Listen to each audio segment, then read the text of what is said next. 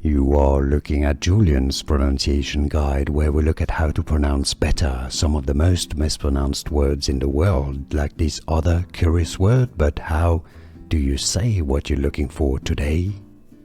Let's learn once and for all how to say to eat in Italian. Probably, one of the most important words to know in Italian, because eating food is very important in Italy. Mangiare is the Italian pronunciation here. Let's break it down. Mangia, you could spell it J-A, mangiare. Stress on that mangiare, on the ja syllable. How to say to eat in Italian. Mangiare, if you cannot pronounce Italian perfectly. If you say mangiare, it's fine. Mangiare. And now you know. Here are more videos on how to pronounce more confusing words and names too many mispronounced. Like this video if you found it useful. I appreciate your support. I'll see you soon and thanks for watching.